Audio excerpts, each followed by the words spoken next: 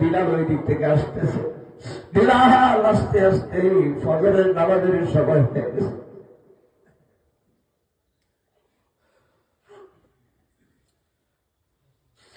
যখন ফজরের ওয়াক্ত মসজিদের মধ্যে হাজির হয়েছে, সবাই দেখলো বিলাল আবার ফিরে আসছে।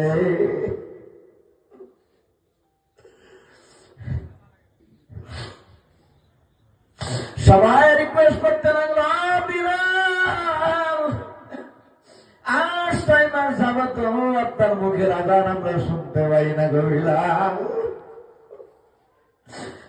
বিলাল আজকে আপনি আজান দেন, আপনার পবিত্র সমানে আজকে আজান শুনতে নাই। হযরত বিলাল বলেন, না না না, আমি আজান দেব না, কারণ আমি আজান দিলে যদি আমার নবীজি ইমামতি করার জন্য না আসে, এমন আজান আমি চাই না, চাই না। তখন সাহাবারা সবাই আপত্তি করলেন। আপত্তি যখন করলেন, তিনি মিনারায় দাঁড়িয়ে যখন আজান দিচ্ছেন, আশহাদু আন্না মুহাম্মাদার রাসূলুল্লাহ যখন বলল, হযরত বিলাল বেহুশ হয়ে পড়ে গেছে।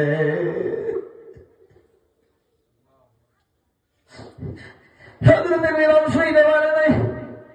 এইদিকে বিলালের আওয়াজ যখন ফাতিমার কানে পৌঁছে যায়, ফাতিমা ডাক দিয়ে বলে, রে আলী, ও আমার প্রাণের স্বামী, তোমরা না বলেছো আলী মারা গেছে, হযরত বিলাল মারা গেছে। বিলাল মারে নাই, বিলালের আজান শুনতেছি, বিলাল আজান দিতেছে, চলো মসজিদে নববীতে যাই। আমার মনে হয় বিলালের সঙ্গে আমার বাবা আসছে।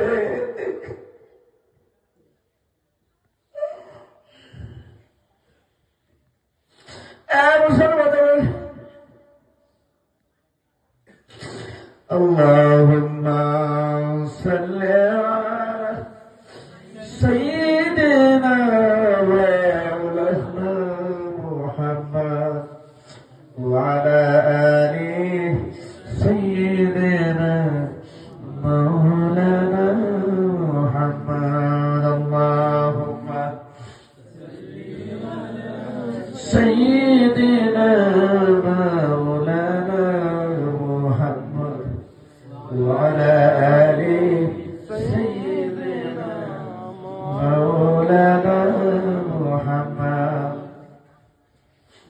আমার বন্ধুরা, এবার হযরত বিলাল বেহুশ, ফাতিমা হযরত আলীর কাঁধে ভর করে করে করে করে মসজিদে নববীর সামনে এসে দেখলেন আল্লাহর নবী তো আসে নাই, বিলাল বেহুশ হয়ে পড়ে আছে। হযরত ফাতিমা একটা চিৎকার, আল্লাহু আকবার বলে একটা চিৎকার দিয়ে জমিনে পড়ে ইন্তেকাল করে দেয়। মুসলমান, এই হাদিসটা বলার উদ্দেশ্য হলো সাহাবারা কেমন করে নবীকে ভালোবাসতো। ওই ভালোবাসা যদি আমাদের অন্তরে না আসে, আমরা কখনো নবীজির সুপারিশ পাব না। বন্ধুগণ, অনেক লম্বা আলোচনা আর করতে চাই না, কিছু কথা শোনাও, বেশি বেশি করে কাঁদবে। চতুর্পাশ থেকে অন্ধকার হয়ে আসতেছে, ভারতবর্ষের পরিস্থিতি অত্যন্ত খারাপ, অত্যন্ত খারাপ, কোন ভাষায় বুঝাবো। সুতরাং আমরা সকলে ইমানের বলে বলিয়ান হয়ে, আল্লাহ রাসূলের আদর্শবান হয়ে আমরা ক্রিকেটের মতো ফিল্ডে দাঁড়িয়ে থাকতে হবে ইনশাআল্লাহ। তার মতো ইনশাআল্লাহ। হে মুসলমানেরা, অনেকের মা নাই, অনেকের বাবা নাই। কত জানুয়ারি মানে বাবা চলে গেছে, 4 বছর হয় মা নাই, অনেকের মা বাবা দুনিয়ায় নাই। আল্লাহ আল্লাহ, তুমি সকলের কবর গুলি জান্নাতের ঠিকানা বানিয়ে দাও। আল্লাহ, অনেকের দাদা নাই, অনেকের দাদি নাই, অনেকের দাদা দাদি নাই, অনেকের মহাব্বতের সন্তান দুনিয়া থেকে চলে গেছে। আল্লাহ সকলের কবরে জান্নাতের বাগান বানিয়ে দিক। আমিন।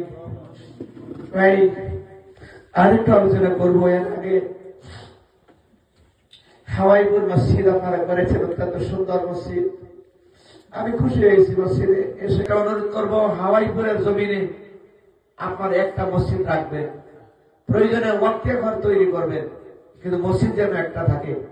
ইসলাম জোড়ার জন্য এসেছে, জোড়ার জন্য নয়। আমরা অনেকে বাড়ির কেসাল নিয়ে মসজিদে শুরু করে মসজিদে ভেঙে ফেলি, 2-3টা মসজিদ করে ফেলি।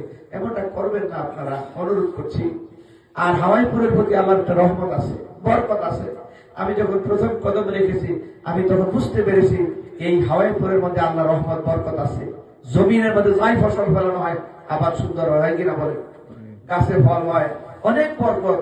আপনারা যদি মসজিদমুখী হয়ে যান সবাই, এই হাওয়াইপুর একদিন মদিনাপুর হয়ে দাঁড়াবে ইনশাআল্লাহ। সকলে মসজিদে আসবেন, যখনই আযান হয় মসজিদে আসবেন, কারণ আল্লাহর সমস্ত মখলুকের আল্লাহর জিকির করে। আল্লাহর ঘর কিয়ামতের দিন আপনাদের পক্ষে সাক্ষ্য প্রদান করবে। তো আমি আপনাদেরকে বলছিলাম